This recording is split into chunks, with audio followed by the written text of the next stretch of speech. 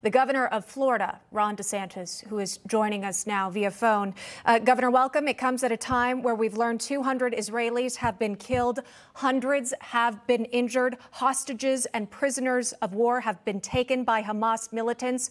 What is your message to the people of Israel?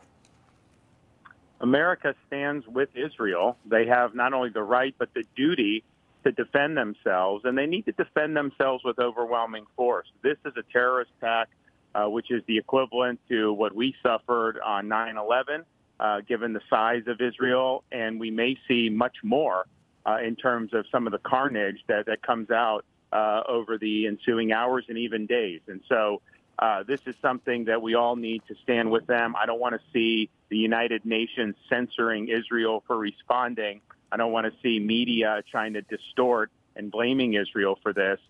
Israel was attacked. Israel should defend itself. We also need to understand what is the source of this terrorism, and the source is Iran. Iran is funding Hamas. Iran is funding Hezbollah, who may be getting into this fight. That has been made possible by the Biden administration loosening sanctions. Iran's made much more on oil revenue under the Biden administration, and then this more recent $6 billion. They're saying, oh, well, that money could not be used for that, and that may be true, but money's fungible. So when you give them money, $6 billion for something, that's they don't need to use their own money for that, and then they can shift it. And so that's what's happened. And they've really empowered some really, really bad people, and they've been doing it for years and years. So we just need to understand Iran is a big problem. Biden has empowered Iran, and we need to turn the screws and stop giving Iran a free ride. Put them in the box. Make sure that there's strong, tight sanctions. Make sure they suffer economically and geopolitically for all the havoc that they're causing around the world. Governor, we saw the President of the United States meet with Prime Minister Benjamin Netanyahu at the UN General Assembly. It was not in Washington, D.C. It was not at the White House. Could you talk to me about your personal relationship with Netanyahu, and how might that differ from that with the current President of the United States? Well, I have a great relationship with him because I respect him and I appreciate what he's trying to do for the people of Israel. And we would have a very strong U.S.-Israel relationship. I think Biden has been very petulant with how he's dealing with Prime Minister Netanyahu. I think he's been very disrespectful. And, you saw him make a statement. First of all, he didn't even roll out of bed until like 7:30, they said. The attack started in the very wee hours of the morning. He's the President of the United States. Our strongest ally in the Middle East is under attack, and he's just sleeping through the night. We need a president that's going to be able to respond to those 3 a.m. phone calls and show some leadership.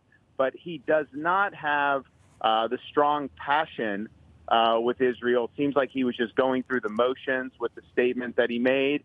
And I wonder if behind the scenes, although he said they can defend themselves, is he then going to be trying to kneecap the Israelis behind the scenes out of public view? I could tell you, if I were president, we would be full throttle supporting them. We'd be very public with the support. And, people are asking, like, well, does U.S. need to be? Israel can defend themselves. They've got a great military. They've got all that. What they have lacked in the past is the feeling that they could go all out to root out these terrorist enemies, because you had so much hostility in the world barreling down on Israel, the UN, European countries, Arab countries, and even some American administrations. Those days got to be over. They need to go big on this, because this is going to continue to be an issue. I remember years ago, I called for them to root out Hamas's terrorist networks entirely, because I feared that something like this could happen. And I'll tell you this, just reflecting on what's happening, we should be mindful in our country. We've had 7 million people at a minimum pour in across our border, and we don't know who these people are. And they've come from places like Russia and China and Iran and other parts of the Middle East. And I've predicted publicly, and I hope I'm wrong, but I've said with what Biden's done at the border, there will eventually be a terrorist attack in the United States that you can trace for someone coming across the border. So he has put the American people in really significant jeopardy with how lackluster he's been with defending our own country. a record number of illegal border crossings at the U.S. southern border. We have seen those numbers. We've followed those reports.